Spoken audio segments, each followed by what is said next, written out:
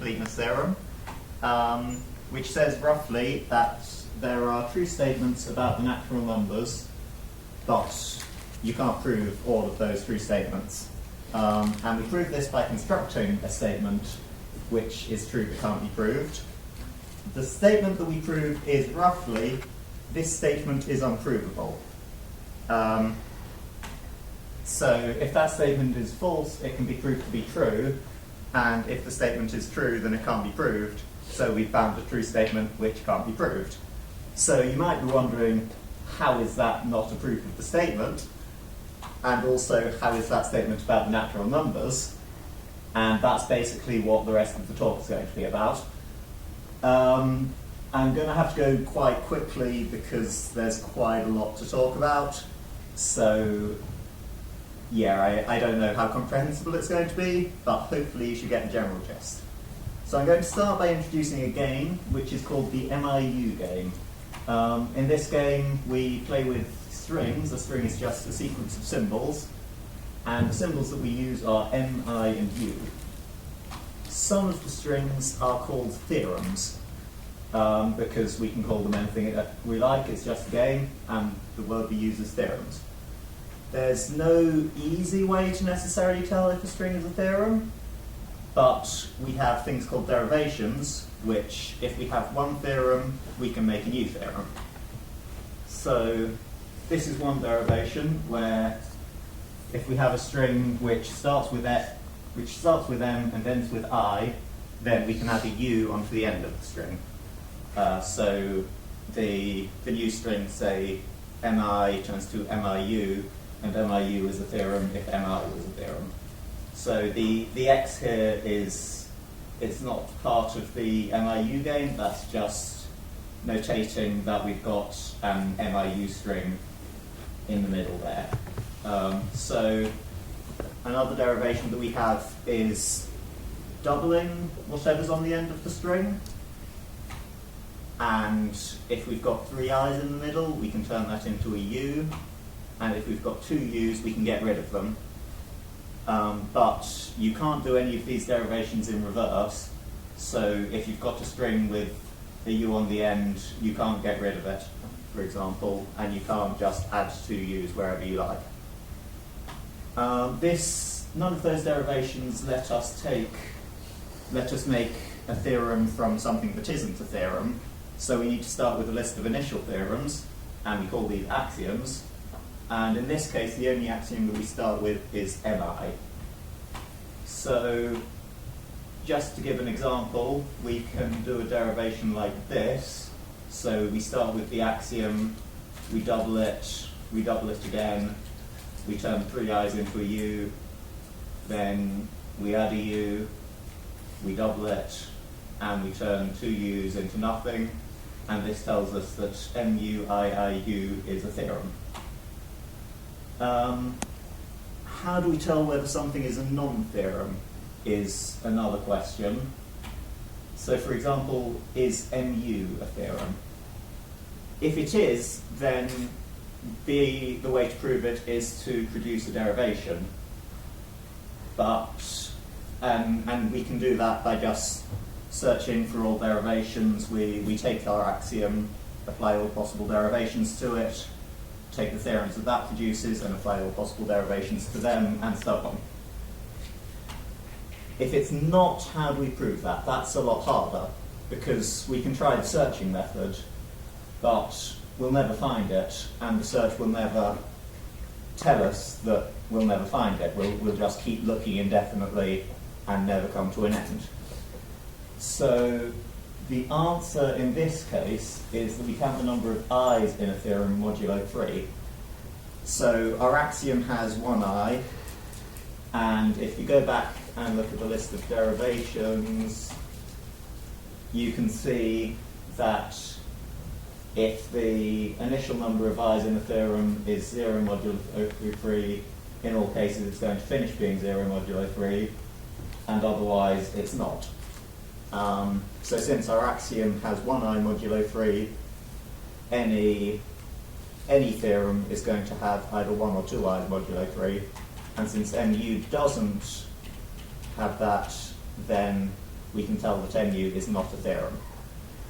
But this is not a generalizable method. There's no mechanical way to look at mu and say mu is not a theorem. We just need to hope that we can find an argument that says this, basically. So, having introduced that game, there is a very similar game, but much more complicated, called the number theory game. This is a game that mathematicians like to play. It has a lot more symbols. We've got symbols for numbers. We've got symbols representing arithmetic and logic. We need the brackets for grouping symbols. Then A, B, and C here are variables, which they conflict a little bit with the x that I was using in the derivations earlier. So hopefully that's not going to be too confusing. But A, B, and C here are actually part of the system, whereas the x isn't. We might need arbitrarily many variables, and we can only have finitely many symbols. So we've got this prime here. So if we need more than 3 variables, we can use a prime, etc. And we also need the quantifiers for all and there exists. And we hope that with these we can express all the truths about the natural numbers, which is kind of the point of the game. It's not a minimal list, certainly, because, for example, you can just use it 0 and 1, and you can get rid of almost all of the logic operators, and so on. And actually, this isn't quite a complete list of the things we need to do, because it turns out that in the number theory game, you can construct theorems without any axioms. They're called tautologies, but we don't need to worry too much about them, so I'm going to ignore that for now. So some of the derivation rules that we have in the number theory game, we've got De Morgan's law, which lets us turn an and into an or with some knots. We've got the rule of successorship, so if x equals y, then x plus 1 is y plus 1. This is a new sort of derivation, because here we've got 2 theorems. We're starting with theorems x and y, and if both of those are theorems, then x and y is a theorem. And the rule of induction is different again. So the braces here, again, are not part of the system. They're just notational convenience. And what they mean is if x is a number theory string which has a free variable being one which isn't quantified by, which isn't covered by the for all or there exists quantifiers, then we replace that free variable with whatever's in the braces. So in this case, we would replace a variable with 0. So here we've got 2 theorems again, and from that we make a third theorem, and this is the principle of induction. So if a property holds for 0, and if a property holds for x whenever it holds for x minus 1, then it holds for every natural number. So this is not actually, the induction rule is not really one derivation rule, it's more of a list or a schema of derivation rules, because the braces aren't part of the system, they're just, we can look at a pair of theorems and see that they look like the x naught and the for all a, xa, etc. And having seen that they look like that, we can turn them into the new theorem, and we call that induction.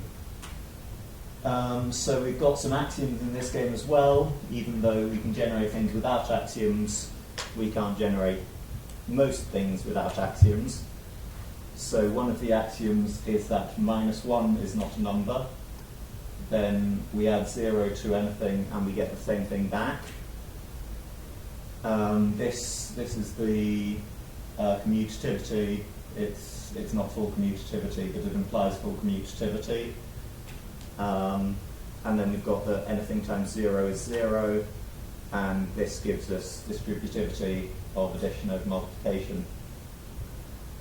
So that's not a complete description of the number theory game, but hopefully you can see from that how the number theory game could be made into a complete description of how we do number theory.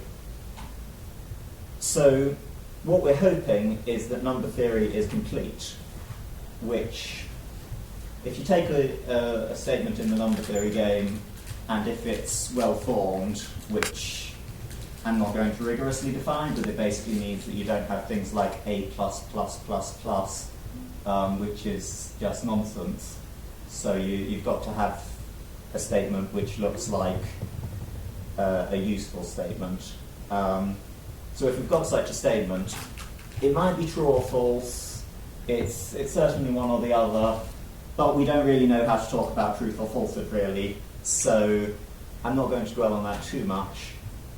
But we can definitely ask whether it's a theorem or a non-theorem, because we know precisely what theorems and non-theorems are, even if we can't necessarily classify them easily. And if it's a non-theorem, then its negation might be a theorem, which is a stronger condition, because we might have a statement which is not a theorem, but then we negate it and we find something which also isn't a theorem. What we hope is that that doesn't happen. We hope that any statement is a theorem if and only if it's true. We hope that any theorem is a true statement, because otherwise we're not doing very much use. But there's no real way to prove that, which is why we talk about theorems rather than truth mostly. So just in terms of theorems, what we hope is that X is a theorem if and only if its negation is not a theorem. These two hopes are kind of the same thing, because assuming that any theorem is true, then any non-theorem is... So if a theorem is true, then its negation is false. And so what we're hoping is that its negation...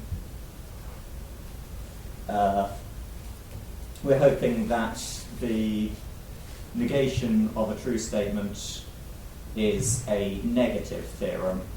So essentially, if a statement is true, then it's a theorem, and if it's false, then its negation is a theorem. So we have a theorem that not this statement is true. But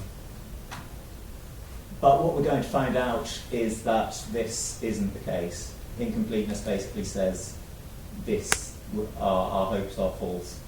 We don't get this kind of good stuff happening. So one of the steps that we're going to need to work to deduce incompleteness is called Gödel numbering. And I'm going to apply this to the MIU game to begin with. Basically, we turn a string in the MIU game into a number. We do this in the simplest way possible, which is just to turn any m's into 1s, i's into 2s, and u's into 3. So now, these are the derivation rules as they look like now.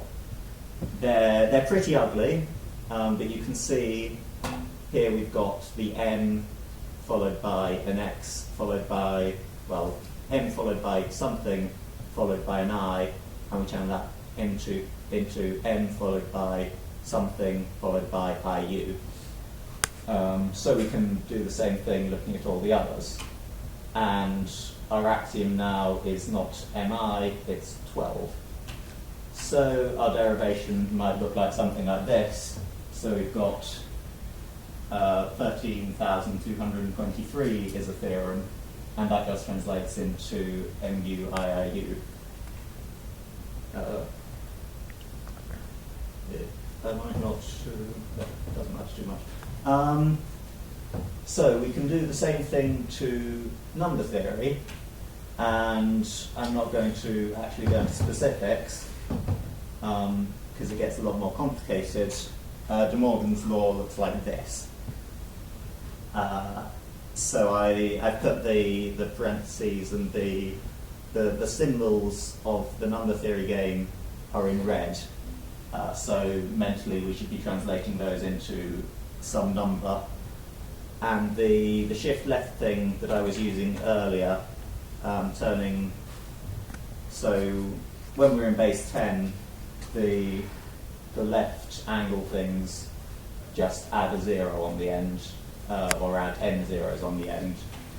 We need to be using more than base 10 in this case, so we just translate into whatever base we like, and it's basically saying add a bunch of zeros on the end, however many we need. So I don't actually need to specify the exact base. So why would we do something like this? If we have an MIU string, we can turn it into a number, and given a number, given that, we can try to talk about the MIU game using number theory. What we've done so far isn't talking about the MIU game with number theory, it's just turning MIU strings into numbers. It's just been a mechanical translation so far.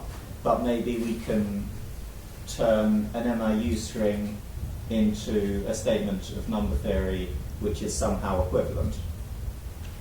And if we can do that, maybe we can do the same thing to a number theory string. So maybe we can make number theory talk about number theory.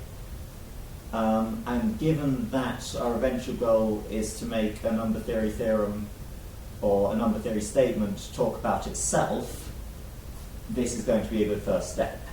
So what does equivalent mean in this case? It means that Y is a theorem of number theory if and only if X is a theorem of the MIU game.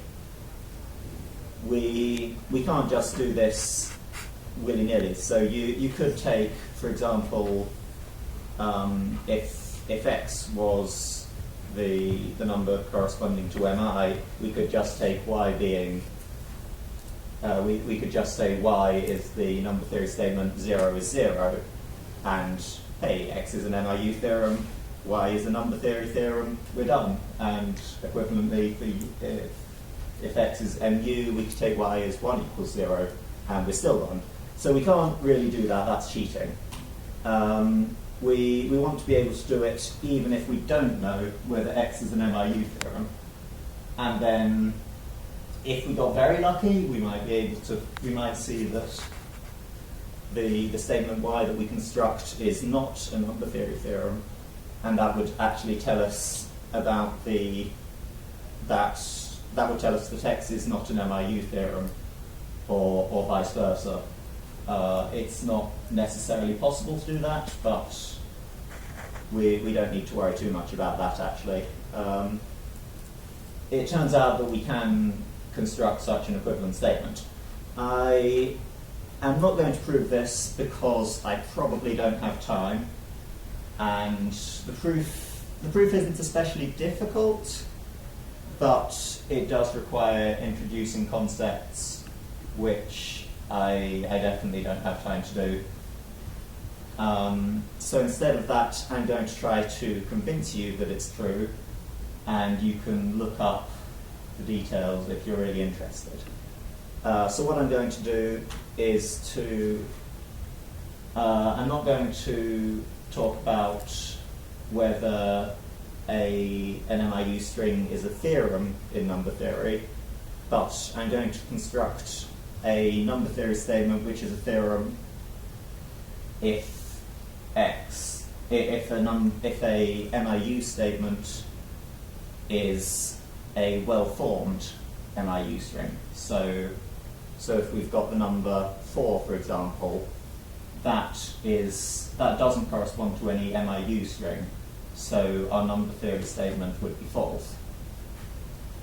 So specifically, we're constructing a number theory statement which is a theorem if and only if this number x contains only the decimal digits 1, 2, and 3, which it's not, that's certainly a lot easier than checking whether a number represents an MIU theorem, but it uses many of the same tricks. So I'll just talk about some of the useful tricks that we can do to make this easier. One of the fundamental things that we'll be doing is checking that a finite set of things each has some property. So in this case, what we're checking is that the finite set of digits in the number each has the property of being 1, 2, or 3. And one of the ways we can do this is by using the fact that there are only countably many finite sequences, which means that if you've got a finite sequence, you can turn it into a single number, and if you've got a single number, you can turn it into a finite sequence, and those two operations are reversible. So I'm going to be talking about sequences later, but you can just pretend that I'm talking about single numbers in terms of the number theory game. That's a fairly mechanical translation. It's just a lot easier for us to think about if we're actually talking about sequences. And another trick is that if you've got some property P, you know that there is a number which satisfies P, you don't actually need to write a number theory statement which constructs P. You just need to be able to ask, does this number satisfy P? And then we can use the existential quantifier, and we know that such a number exists. So we say exists A such that P is true, and then we've got A, even though we can't give A to anywhere else, but we can keep using it. So to illustrate this, I'm going to actually show you roughly how we check for a number being the number of an MIU statement. So one of the things that we're going to need is to find the length of the MIU string that we're representing, and this is basically just the logarithm. So what log AB does is log AB is a theorem if and only if B is the floor of the logarithm of A in whatever base we care about. So I'm going to be using the exists trick with logarithm here, because I can't say, I can't take A and extract its logarithm easily, but I can ask whether a number is its logarithm. And then I've got another statement, so good A is true if A is 1 or 2 or 3, that's simple enough. And I'm not going to actually give the full definition of nth A, B, and C, but all we're doing here is testing whether the bth digit of A is C. So hopefully you can see that it should be possible. We'd be playing around with the shifting and subtracting things from other things, and it would get a little bit hairy. So again, I'm not going to show that, but it is possible. So given these, we can construct the MIU formed statement, and it looks like this. So the number A is MIU formed if there is a B such that B is the logarithm of A, and this thing holds for B. We know that there is such a B, so we can just, when we're looking at the B here, we can just substitute in mentally the logarithm of A. So we're hoping that there's a sequence from x1 to x, the length of A, such that for every element in this sequence, the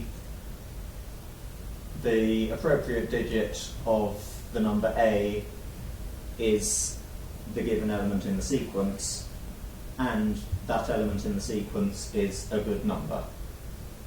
So if you look at that for a while, you'll be able to see, hopefully,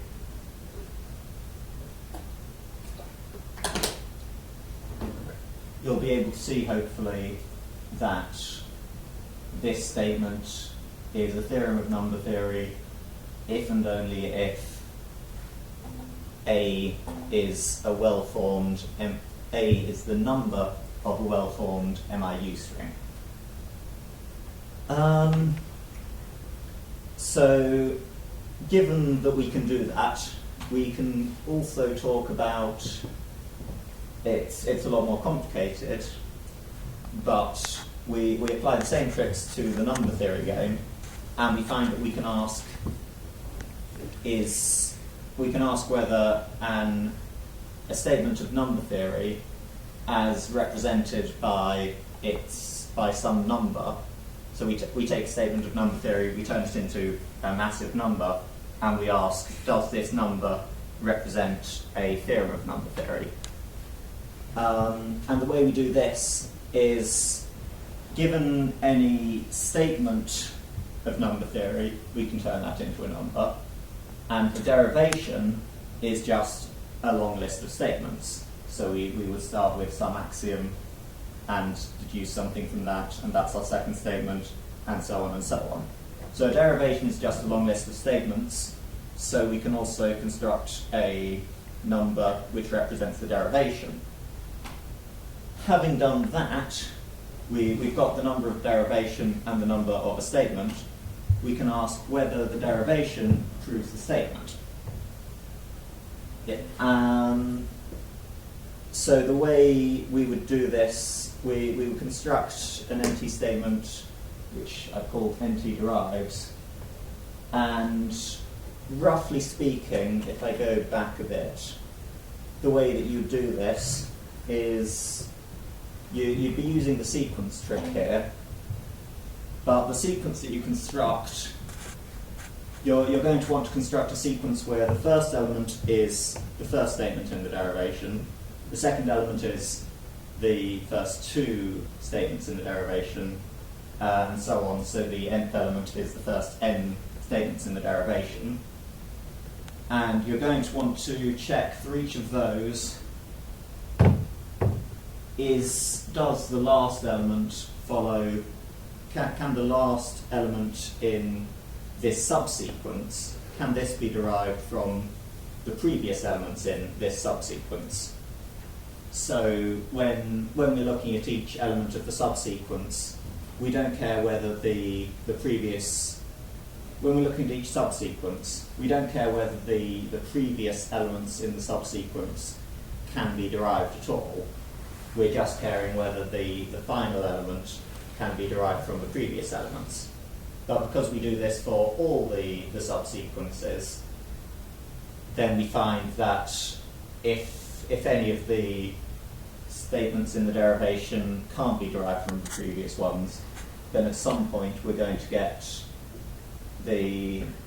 somewhere in the sequence of subsequences, we're going to get something where one of the functions that we call to says, no, you can't do this, and the whole thing is going to say, no, this, you're going to get the whole thing saying, no, you can't derive this sequence of statements is not a derivation for this other statement.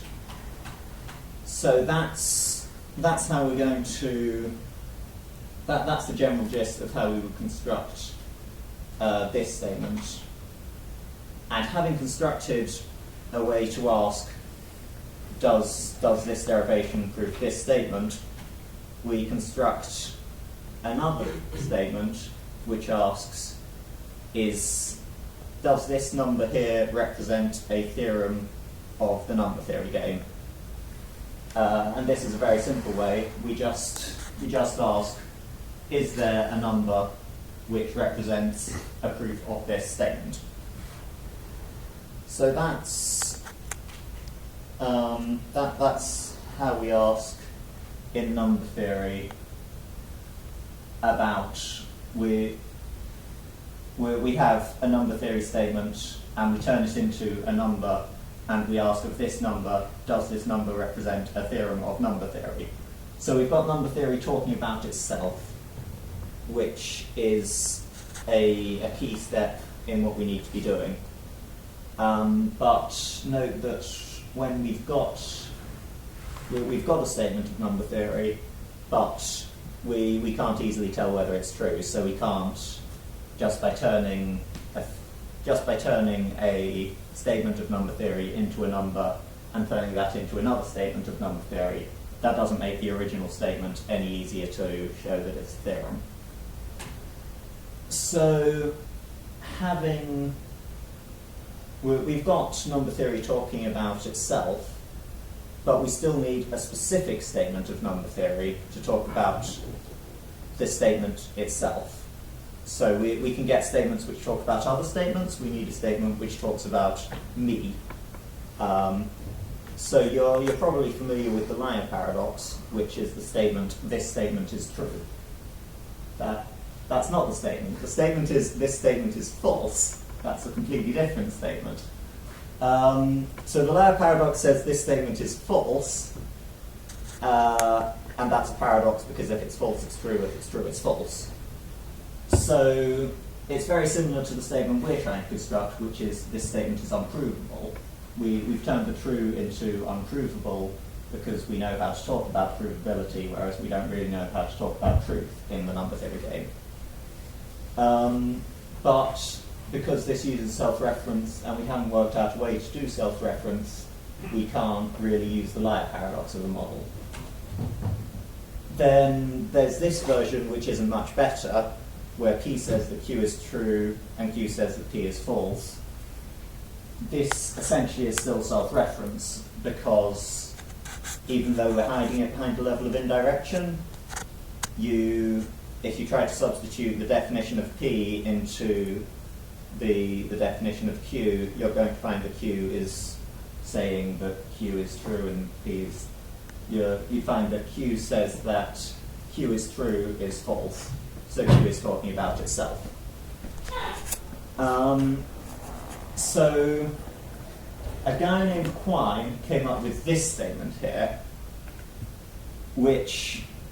So we've got yields falsehood when preceded by its quotation, yields falsehood when preceded by its quotation.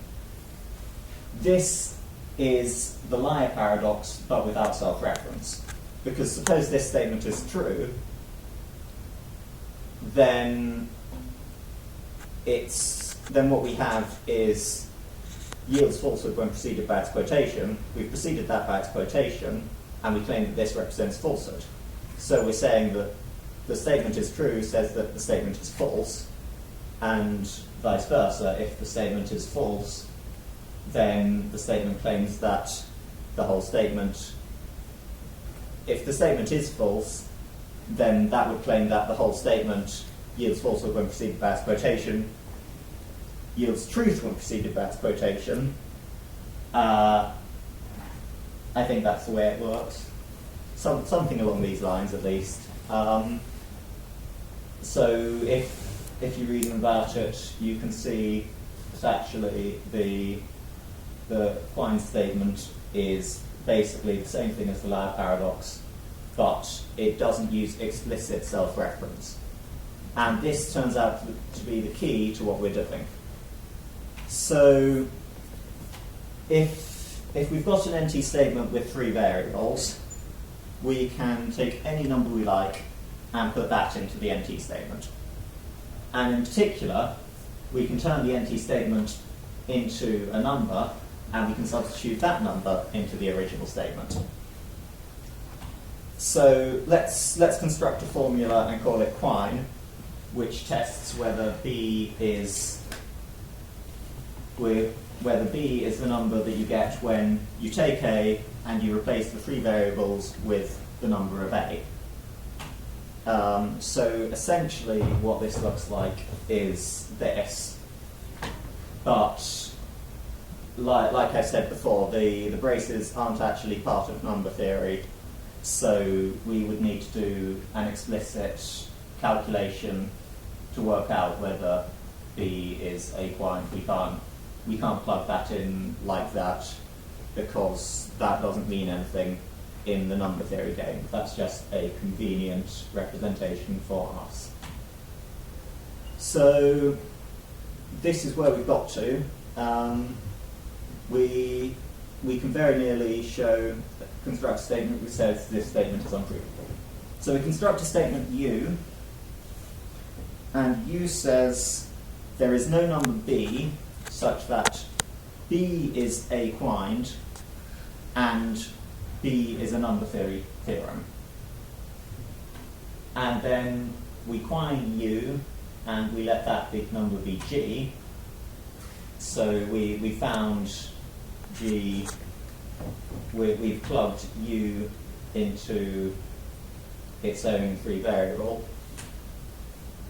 So U of A says that when we quind A, what we get is not a theorem. And that's the same thing as saying what we get is not provable, because true theorems are precisely provable statements. So G, which is U plugged into U, says that U quind is not provable, but G is U quind. So what G is saying is that G is not provable. And that's precisely what we wanted to end up with.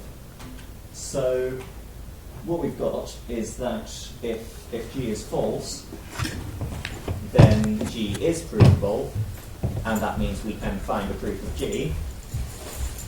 And if G is true, then G is a true statement, but because it's true, there is no proof of it. And therefore G is a true statement which cannot be proved, and therefore number theory is not complete. And going back to when I was talking about we can't really talk about truth or falsehood, the theorem, negation theorem thing, it holds here. So we've got a statement not G, and not G says that G is provable, but if G is provable, then G is a theorem. So if not G is true, then G is true. So not G asserts its own negation. And we assume that number theory is consistent, which says that you can't derive a contradiction, because if number theory is not consistent, we're in big trouble. So we've all the time been assuming that number theory is consistent. So if not G asserts G, then not G can't be a theorem. So we've got that neither G nor not G is a theorem, which is incompleteness again. And that actually went faster than I expected. There's almost 130 bullet points, so I was expecting this to take a lot longer. But that is Gödel's incompleteness theorem. So I guess now we've got time for questions if you want to ask any.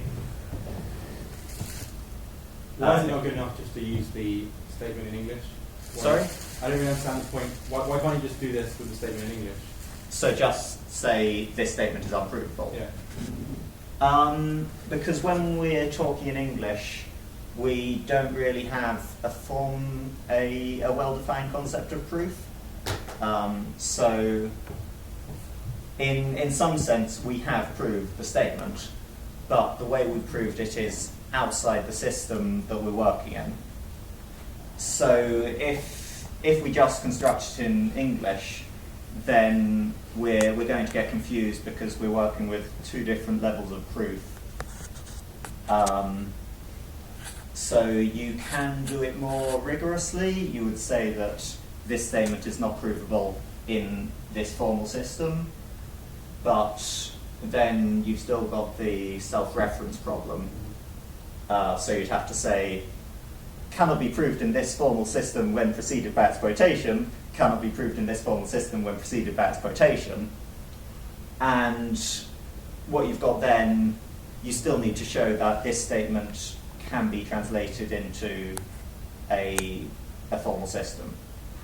So essentially we've just shown that the English version does work. And that's why the liar paradox we can't do anything with, because the liar paradox, I probably shouldn't be going back to it when it's wrong, but the liar paradox talks about a statement being false, but we don't know how to express falsehood, whereas we do know how to express theoremhood. So the point is to show that we can talk about the things we're trying to talk about, essentially. Yeah? Okay, we just constructed the theorem which is neither true nor false, or we can prove it. How do we actually prove that a theorem is not provable? For example, the Cantor's continuum theorem. There isn't a set which cardinality is bigger than the natural numbers. And, the continuum hypothesis cannot be proved from ZF, but also its negation can't be proved. Okay. So I don't know how we prove that. I believe the technique used is called forcing. So at some point I intend to look that up and work out exactly how it works. But in the particular case of things like the continuum hypothesis and the axiom of choice, I have no idea how we actually prove that neither that nor its negation is provable. So I guess actually if you wanted to talk about incompleteness, you could just exhibit the continuum hypothesis or the axiom of choice. Though it's also possible that the proofs that those are independent of set theory, it may be that when we're proving that, we rely on the incompleteness theorem in the first place. I don't know. So that's not something I know a great deal about, I'm afraid. I've managed to construct a statement. I don't know enough about any of the others. Yeah? How important is the incompleteness theorem to maths? I mean, practically speaking, is it sort of technicality, or is it actually hugely damaging to mathematics? So it was proved in the 30s, I think. And before the 30s, you had people like Hilbert. I think Hilbert was saying that what we wanted was a system which can prove everything and which is perfectly consistent. Well, it can prove everything true, and everything which is true can be proved, and the system is perfectly consistent. And Gödel came along and said, no, we can't do this. So that was very damaging to the mathematical community, who were very angry that this thing that they'd been trying to do, and which would have been a very useful thing to do, it can't be done. This isn't something I know a massive amount about. So it's something that was very revolutionary when it came about, and it's gone on and motivated a bunch of other research into similar areas. So there's a statement, I think Lob's theorem says something like you can't use arithmetic number theory to say if number theory proves this, then this is true. So number theory cannot say anything like that, apparently, is, I believe, the statements of Lob's theorem. So you go from Gödel's, you go from incompleteness to things like that. And incompleteness also is used to show that any system of number theory, if number theory says that number theory is consistent, then number theory is inconsistent. So no formal system can prove its own consistency, which is another big result showing that we can't get nice things that we might want to have. If I'm honest, I don't completely understand why that matters quite so much, because it seems to me that even if you do have a formal system which asserts this formal system is complete, then you might still have a contradiction and you'd still be able to prove that the formal system is complete, because if you've got a contradiction, you can prove anything. That's called the principle of explosion, and that's one of the tautologies I mentioned earlier. So just proving that a system is consistent doesn't actually seem to me to prove that the system is consistent. But people seem to care about it, so I assume that there's something I'm not quite getting. In terms of the actual maths that we do here, it's probably not that big a deal, so it's not going to impact topology or anything along those lines too much. So I've been here 4 years, and I don't think I've ever had the incompleteness mentioned in a lecture, except possibly in a set theory lecture, because Adam Epstein goes on long rambles. So it's important in a philosophical sense, I guess, but in a practical sense, it's probably not having that big an impact on most people.